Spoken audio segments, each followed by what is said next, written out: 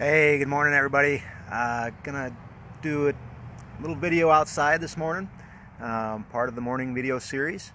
As I have posted, it's gonna be about my journey through real estate. Apologize, I have to use my normal camera. I can't use a selfie, so if you chime in, I will answer questions after we're all done. But looking forward to next week. We're gonna have Market Monday as part of the morning live video series. Tuesday we'll have another home tour. If there's any requests for homes to be toured or what you're looking for, I'd love to hear that, and I will find something that's with those criteria, and we will go on a home tour.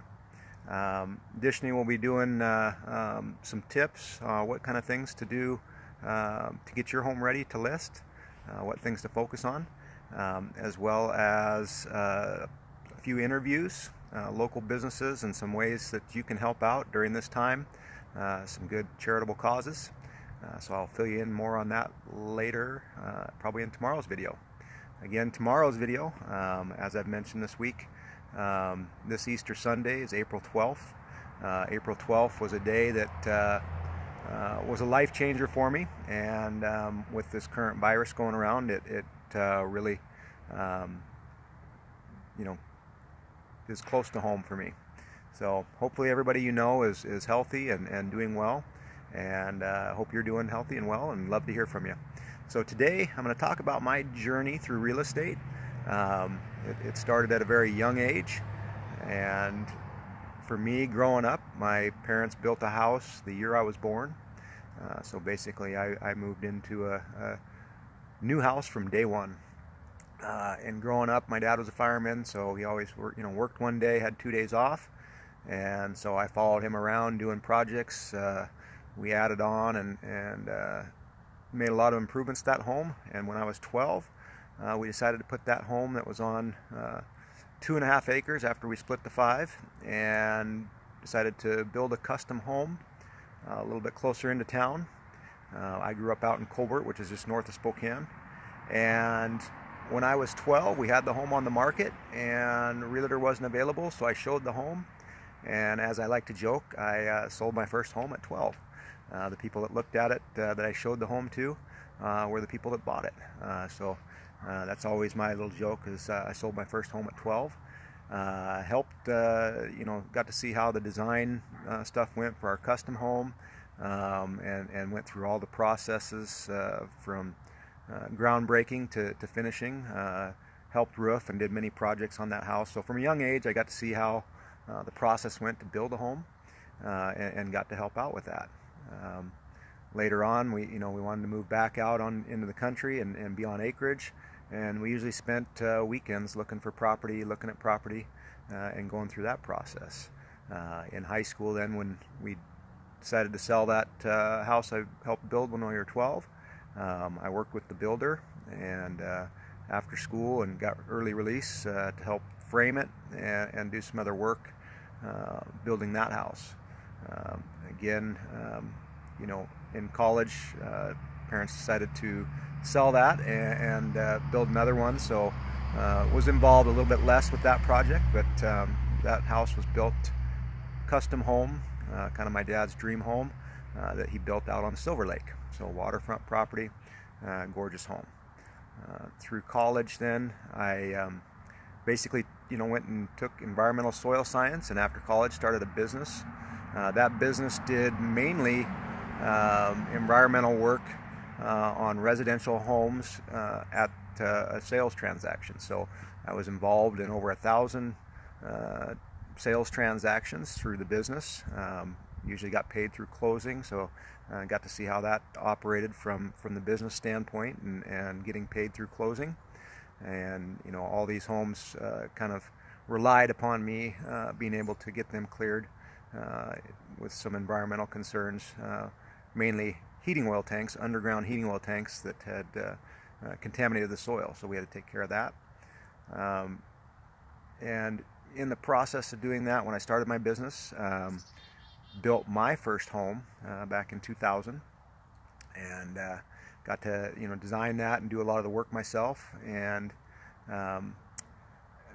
during that process, prior to that, we had tried to purchase some bank-owned properties and stuff. So did several purchase and sale agreements through that process. And all this stuff is, a culmination of experience that helps me today with real estate today and helping out my clients. In 2003, we decided to go ahead and take advantage of the market. That's right when things started heating up, and sold that house by owner, and did all the contract paperwork myself. And then we bought a house on 22 acres. It was dividable. It was a great opportunity. There was a lot of value there to be had. Completely remodeled that house, gutted it, took it down to the studs, all new insulation, plumbing, electrical, the whole bit. Made some changes, finished the basement. Basically took a 2-bedroom, 1-bath house that was a little under 1,000 square feet and turned it into a 3-bedroom, 3-bathroom house with over 2,000 square feet. But the intention there was to divide the property and build my dream home in the back portion of it. But in 07, we kind of saw the writing on the wall with the market. Things have been going really, really strong. But there was a point where I could see the scale starting to tip.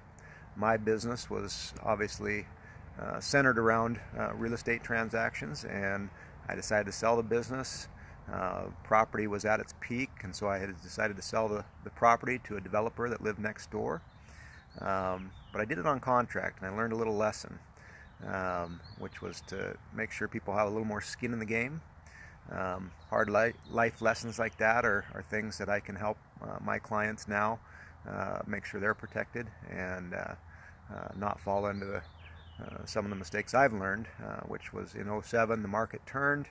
My contract with the developer, he backed out because he really didn't have much vested in it. He had done some stuff to help me divide it, and that was kind of his skin in the game. And from there, we had, during 05 and 06, prior to selling the business and the house, had invested in a number of pieces of property up in the Spokane area, and we had decided to move back to Spokane and develop those properties. Unfortunately, those properties the development of those hinged upon the money that was supposed to come from the house on 22 acres. So through this, there was a lot of life lessons. In 07 also, I had worked on getting my real estate license back in 2007. And that kind of got put on hold with the move. Did all the educational part, just never took the test and got the license because the market crashed and life changed. 10 years later, 2017, decided to take this 30 years of real estate experience and put it to good use, helping other people with their homes. So that's my story in real estate. Again, I'm going to keep doing these morning video series. Tomorrow is going to be a big talk, letting you know how this current situation, the virus, really strikes home to me. This Easter Sunday is April 12th, and that was a big day in my life, so we'll talk about that tomorrow. Next week, we're going to do Market Monday. Going to talk about some of the market updates, stats and stuff here locally. As well as Tuesday, we're going to do another home tour.